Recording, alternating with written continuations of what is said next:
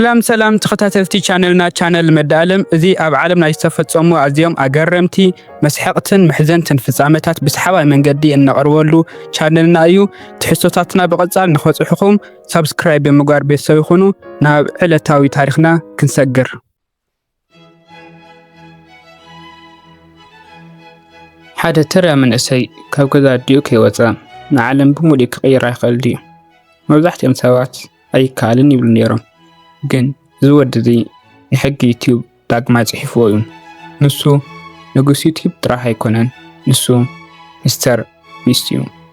ብዛዕባ እቲ ኣብዚ ሕጂ እዋን ንጉስ ዩቲዩብ ተባሂሉ ይፅዋዕ ሚስተር ቢስት ሰፊሕ ታሪክ ህይወቱ ከምዚ ይመስል ሚስተር ቢስት ናይ ሓቀኛ ስሙ ጂሚ ዶናልድሰን ይበሃል ብ7 ግንቦት 1998 ኣብ ኣሜሪካ ግዛኣት ካንሳስ ተወሊዱ ኣብ ግዛኣት ሰሜን ካሮሊና ድማ ዓብዩ ታሪክና ዝጅምር ብ2012 ጂሚ ዶናልድሰን ተባሃለ ወዲ 13 ዓመት ቆልዓ ብናይ ኣዲኡ ድኹም ላፕቶፕ ቪድዮ ክሰርሕ ጀመረ ን5 ዓመታት ሙሉእ ንበይኑ ይጭደር ነበረ ተዓዛቢ ኣይነበሮን ገንዘብ ኣይነበሮን ግን ሓደ ነገር ነበሩ ሚስተር ዩቲዩብ ክፈትሕ ኣለኒ ዝብል ጽኑዕ እምነት መጀመርታ ሚስተር ቢስት 6000 ዝብል ስም ዝኸፈተ ቻናል ነዊሕ ዓመት ብዙሕ ተዓዛቢ ኣይነበሮን ቪድዮታቱ ብዛዕባ ፀወታታት ማይንክራፍት ኮል ኦፍ ዲቲ ብዛዕባ ሃብቲ ዩቲዩበራት ከምኡውን ዩቲዩብ ከመይ ገይሩ ከም ዝሰርሕን ዝትንትኑ ነበሩ ጂሚ ንዩቲዩብ ኣልጎሪዝም ንምርዳእ ሌትን መዓልትን የጽንዕ ነበረ 2017 ግን ዓለም ተገረመት ጂሚ ካብ 1 ክሳብ 1,000 ክቆጽር ጀመረ 40 ሰዓታት ሙሉእ ሰባት ዝወዲ ዕውድ ይናበሉ ግን እትዕብዳን ስራሕ ሃቦ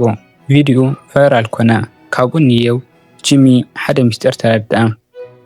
ሰባት ዘይካል ዝመስል ነገር ክሪኡ ይፈትዩ እዮም ሚስተር ቢስት ካብ ካልኦት ዩቲዩበራት ፍሉይ ዝገብሮ ነገር ዘምስዑ እዮም ገዘፍቲ ውድድራት ንኣብነት ነቲ ፍሉጥ ናይ ኔትፍሊክስ ፊልም ስኩዊድ ጌም ኣብ ጋህዲ ዓለም ብምድላው ልዕሊ $450,000 ሽልማት ሂቡ ሰብኣዊ ሓገዛት ንኣሽሓት ዘይረኣዩ ሰባት ናይ ዓይኒ መጥባሕቲ ብምግባር ንኽሪኡ ሓጊዙ ንኣሽሓት ዘይሰምዑ ድማ ናይ ምስማዕ መሳርሕታት ዓዲሎም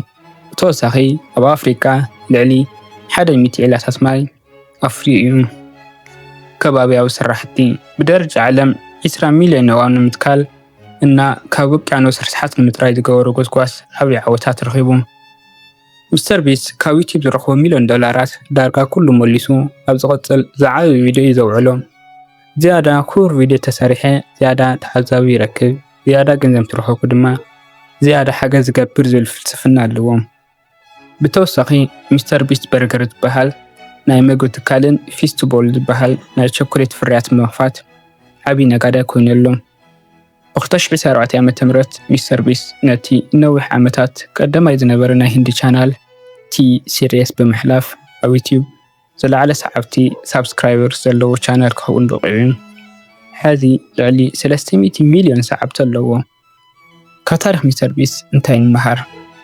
ቀዳማይ ትዕግስቲ ንሱ ቅድሚ ምፍላጡ ን5 ዓመታት ዳርጋ ንበይኑ ቪድዮታት ዝሰርሕ ነይሩ ምጽናዕ ዩቲዩብ ከመይ ከም ዝሰርሕን ክሳብ ዝርድኦ ሰዓታት ኣጥፊኡ መሃብ ሰብ ንኻልኦት ዝሕግዝ ሰብ ክርኢ ስለ ዝፈቱ